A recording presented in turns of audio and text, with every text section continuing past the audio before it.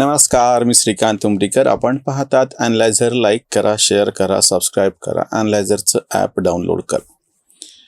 अल्लामा इक्बालचा फार सुंदर शेर आहे. क्या खूब रंग बदल दिया है इनकिलाब ने गुलिस्ता का, फूल मुरझा गए और कांटों में बहार आ गई.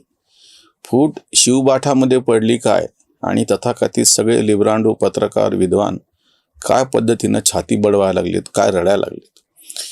फूल मुरझा गए और कांटों में बहार आ गई असं माझं मी जे म्हणतोय ते किंवा त्या शेराचा संदर्भ देतोय की म्हणजे ज्या लोकांचं आयुष्य गेलं बाळासाहेब ठाकरेच्या नावानं बोटं मोडण्यात आणि रडण्यात, त्याच्यावर टीका करण्यात, ते लोक आज उद्धव ठाकरेची बाजू घेऊन रडायला लागले. त्याचं आश्चर्य. खरं तर आमची एक नेहमी भूमिका राहिलेली, मी अशात आवर्जून वारंवार बऱ्याच व्हिडिओमध्ये ती मांडतो आहे.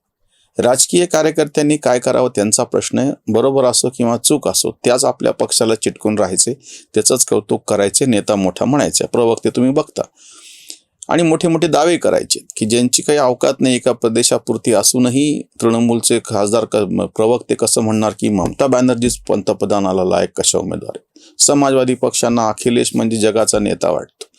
भारत राष्ट्र समिती, आधी तेलंगणा राष्ट्र समिती होती, त्यांना वाटायचं की आपण पूर्णपणे म्हणजे कसं सक्षम असे आपणच सत्ताधारी कसे आहोत. DMK तुम्ही प्रत्येक आम आदमी पक्षाचं काही विचारूच नका. अरविंद केजरीवाल म्हणजे जगातला मोठा नेता. मी राजकीय कार्यकर्त्यांचं प्रवक्त्यांचं समजू शकतो, त्यांचं पोटपाणी त्यांचा धंदा आहे. अराजकीय कार्यकर्ते, पत्रकार, विश्लेषक यांना अपरिहार्यपणे एखादी वैचारिक चौकट पकडून राहावी लागते, किंवा तसं आहे म्हणून तर तुम्ही ह्या परिस्थितीमध्ये ह्या पोझिशनला आहात, स्थानावरती आहात.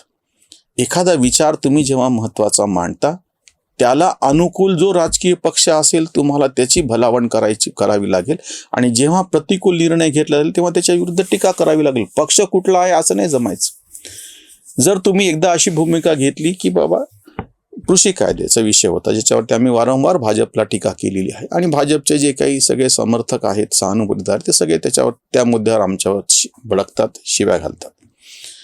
आम्हाला ते सहन करावं लागेल, कारण की जर एकदा आम्ही ठरवलेलं आहे की हा विचार महत्त्वाचा आहे, त्या विचाराच्या अनुषंगानं किंवा खुल्या व्यवस्थेचा मी समर्थक आहे. खुली व्यवस्था बाजूला ठेवून पुन्हा नेहरूच्या नियोजनाची धोरणं जे कोणी राबवेल, तो मोदी का असेल, त्या नेत्यावरती आम्ही टीका जरूर करणार, कारण की आम्ही एक वैचारिक चौकट मान्य करतो. ह्यांची अडचण काय होऊन बसलेली माहिती आहे का? 1900 म्हणजे आणीबाणीच्या काळामध्ये यांनी एक सूत्र जे सुरू केलं, इंदिरा विरोध, आणि त्याचं रूप पालटलं 1989ला रथयात्रा, आणि त्या सगळ्या म्हणजे राम जन्मभूमीचा विषय पुढे आला, रथयात्रा नंतरची गोष्ट, 89ची निवडणूक लक्षात घ्या, डोळ्यासमोर ठेवा. आणि तेव्हापासून हे सगळे तथाकथित पत्रकार, विचारवंत, सगळे लिब्रांडू हे भाजप विरोधक बनले.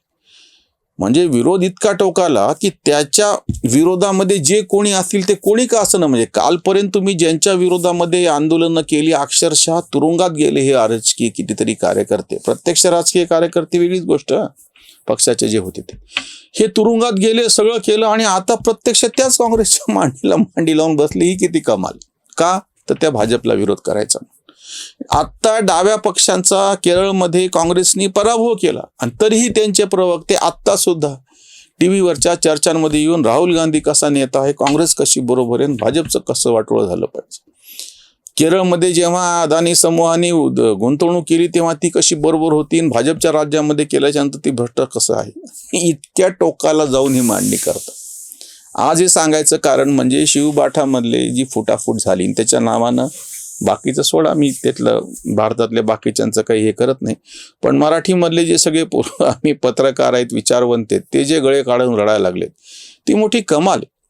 म्हणजे ह्यांचा निर्लज्जपणा, वैचारिक निर्लज्जपणा बघा. अगदी आत्ताच जुनं पण सांगत नाही, 2019ला निवडणूक पूर्व युती करून भाजप आणि शिवसेनेला स्पष्ट बहुमत प्राप्त झालं होतं, त्यांनी निवडणूक जिंकली होती, आणि तरीही टांगापलटी, घोडे फरार, world best CM Uddhav Thackeray यांनी अख्खाचा अख्खा आपला पक्ष उचलला, युती तोडली, जनमानस तुडवलं, जनमताचा कौल तुडवला, आणि बिनधास्तपणे हे काँग्रेस राष्ट्रवादी बरोबर गेले, महाविकास आघाडी नावाचं कडबोळ तयार केलं, 2-2.5 वर्ष सत्ता उपभोगली. यांना काही वाटलं नाही कोणाला. हे आजही त्याचं कौतुक करतात. एक तर त्याच्यातले आमचे घटनातज्ञ असे आहेत, ते म्हणाले की लोकांची बाजू मांडण्यासाठी मी सुप्रीम कोर्टामध्ये दाखल होतोय, त्या खटल्यामध्ये लोकांची बाजू. लोकांची जर बाजू मांडायची असेल तर भाजप आणि शिवसेनेचं सरकार सत्तेवर, तेव्हाची गोष्ट सांगतो मी, अखंड शिवसेना आणि भाजपचं सरकार सत्तेवर यायला पाहिजे. लोकांनी कौल त्यांना दिलेला आहे. माझं वैयक्तिक काय मत आहे, ह्याचं वैयक्तिक काय मत आहे, त्याचं वैयक्तिक काय मत आहे, ह्याला काहीच किंमत नाही. लोकांनी कौल काय दिला? बहुमताचा कौल कोणाकडे होता? 2019च्या विधानसभा निवडणुकीमध्ये भाजप शिवसेनेकडे. मग जर तुम्हाला लोकांची बाजू मांडायची असेल तर तुम्हाला कुठली बाजू मांडावी लागेल? भाजप शिवसेनेची बाजू मांडा. तुम्ही त्यांच्या बाजूचे आहात का नाही असा नाही मुद्दा चालला. तुम्ही लोकशाही मानता की नाही इथे येते. यांचं पुन्हा बौद्धिक, म्हणजे मी म्हणलं नाही, ही हरामखोरी कशी असती की निवडणूक झाल्या म्हणजेच काय लोकशाही आली असेल. अरे मग हे आधी का नाही म्हणलात कधी? इंदिरा गांधींच्या आणि नेहरूंच्या काळामध्ये अख्खेच्या अख्खे निवडणूक मॅनेज केली जात होती, बूथच्या बूथ पळवले जात होते, मतपत्रिका गायब होत होत्या. तेव्हा तुम्हाला असं नाही वाटलं की लोकशाही खतरे में म्हणून? हे ढोंग आहे त्याच्यात. जर कोणी लोकशाहीवादी असतील, मुक्त अर्थव्यवस्था असेल किंवा कृषी कायद्याच्या संदर्भातली काही भूमिका तुम्ही ठरवा ना काहीतरी. मग त्याला अनुकूल कोण भूमिका घेईल? मुक्त अर्थव्यवस्था राबवण्याचं मोठं काम PV नरसिंहराव हे काँग्रेसच्या पंतप्रधानांनी केलं. मनमोहन सिंग तेव्हा अर्थमंत्री होते. मी मागे उदाहरण सांगितलं, आता परत सांगतो. आम्ही खुलेपणानं त्यांची बाजू घेतली, जेव्हा की प्रत्यक्षामध्ये काँग्रेसच्या विरोधात आपण आंदोलन करतो हे कार्यकर्त्यांचंच म्हणणं होतं. आणि तेव्हा शरद जोशींनी समजावून सांगितलं, आपल्याला कुठल्याही पक्षाशी देणं घेणं नाही. आपण एक जे वैचारिक चौकट मान्य करतो त्याला अनुकूल भूमिका जो घेईल त्याच्या पाठीशी त्याचं समर्थन आपल्याला करावं लागेल चळवळ म्हणून, आणि जो विरोधात जाईल त्याच्या विरोधात आंदोलन करावं लागेल प्रत्यक्षामध्ये. तसं केलं तर कुठे तुमची चळवळ म्हणून राजकीय पक्ष ही वेगळी गोष्ट आहे. त्यांना काय आणि कशा तडजोडी कराव्या लागतात, काय करून सत्ता मिळवावी लागतील, काय तडजोडी करून ती टिकवावी लागते, हे सगळं वेगळं आहे पूर्णपणे. दीर्घकाळपर्यंत हे काँग्रेसने केलं आणि आता भाजप करतोय गेल्या 12 वर्षापासून. त्यांना माहीत, आणि ज्यांना असं फार महत्वाकांक्षा त्यांनी प्रत्यक्ष राजकीय पक्षामध्ये जावं. आता मी तुम्हाला महाराष्ट्रातलं उदाहरण सांगतो. शिवसेनेची स्थापना झाली तेव्हापासून ही शिवसेना काँग्रेसच्या हातातलं खेळणं कसं आहे, कम्युनिस्टांना नामोहरम करण्यासाठी म्हणून ह्याचा वापर कसा केला जातो, कॉम्रेड कृष्णा देसाईचा खून शिवसैनिकांनी कसा केला किंवा शिवसेनेने तो घडवून आणला, असा जो आरोप होता सगळा, वसंत सेना असं त्यांना गमतीनं म्हणायला, चिडवल्यासारखं म्हणायला जायचं. आत्ता उद्या शिवसेनेचा वर्धापन दिन आहे म्हणून सांगतो मी तुम्हाला. त्याच्यावरती एक स्वतंत्र व्हिडिओ आम्ही उद्या टाकतोच आहोत. मग जर ही अशी शिवसेना होती, त्या शिवसेनेला कसा त्यांनी वापर करून घेतला, आणीबाणीमध्ये चक्क इंदिरा गांधींना पाठिंबा दिलेला आहे बाळासाहेब ठाकरेंनी. हे सगळं असताना जेव्हा अशी ती शिवसेना, ह्या शिवसेनेची तुम्ही तेव्हा बाजू, म्हणजे त्याला शिव्या घालत होते, विरोध करत होते, शिवसेनेचा वापर आपल्या सोयीप्रमाणे तेव्हाच्या सत्ताधाऱ्यांनी करून घेतला. 89 नंतर मात्र त्यांनी स्पष्टपणे भाजप बरोबर जायचं ठरवलं, हिंदुत्वाचं एक मोठं सगळं त्याच्यातलं हे स्वीकारलं आणि महाराष्ट्रभर शिवसेना पसरली. त्या शिवसेनेमध्ये हिंदुत्व, जातीवाद, धार्मिक सगळं करता म्हणून त्याच्या नावानं बोंबा मारणारे हे सगळे पुरोगामी आज अचानक जेव्हा उद्धव ठाकरेंची बाजू घ्यायला लागले तेव्हा म्हणून म्हणलं की फूल मुरझा गए और कांटों में बहार आ गई. आता तर कुठं फक्त खासदार फुटलेले आहेत, हे सगळे अशी शक्यता सांगायला की आता आमदार पण फुटणार आहे. त्यावरची उसंतवाणी. गेले खासदार अजूनही भीती आमदार किती जातील. संजय उगारी शिव्यांचे हे अस्त्र, पक्षाचे ते वस्त्र फाटलेले. फेसबुकवर चालवतो ना पक्ष, प्रत्यक्षात लक्ष देणे आहे.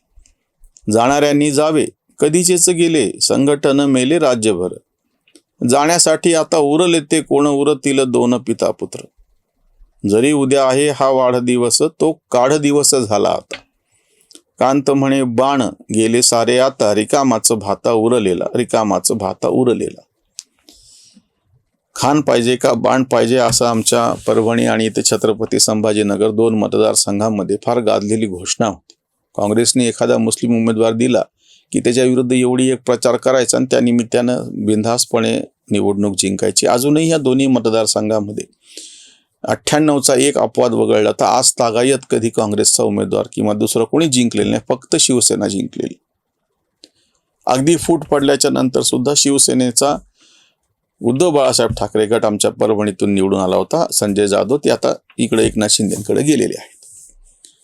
ह्या शिवसेनेच्या नावानं आज रडणाऱ्यांनी उत्तर द्यावं की आधी तुम्ही त्याची बाजू घेत होते का?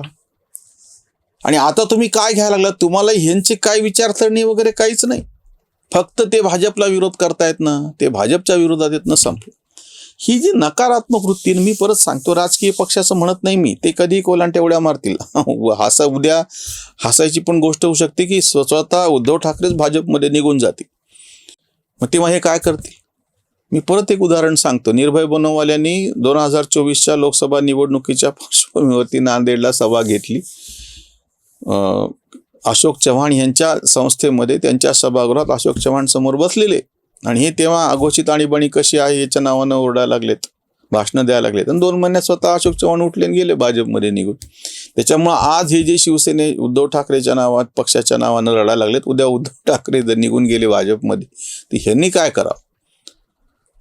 कारण की हे विचाराची बाजू घेत नाहीयेत. ह्यांना फक्त भाजपच्या विरोधामध्ये कोण आहे संपलं. उद्या भाजपमधला चुकून माकून का होईना असा एखादा नेता निघाला, टीका करत बाहेर पडला, तर हे अक्षरशः नेस्त वस्त्र सोडून, म्हणजे काय म्हणते, कमरेचं सोडून धावतील त्याच्या पाठीमागं. वा वा किती मोठा आहे काय. कारण ह्यांना फक्त मोदी, अमित शहा, भाजप संघ यांचा द्वेष जो कोणी करतो तो ह्यांना जवळचा.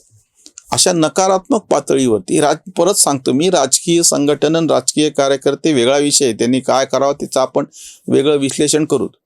पण विचारवंत पत्रकार हे जे सगळे आहेत, हे जर अशा पद्धतीने कमरेचं सोडून डोक्याला बांधणार असतील वैचारिक पातळीवरती, मग त्यांची लाच ती काय शिल्लक राहणार? बघूयात काय होतं. इथंच थांबूयात. धन्यवाद. जागृतीचा विधायक बुरुज. Analyzer News.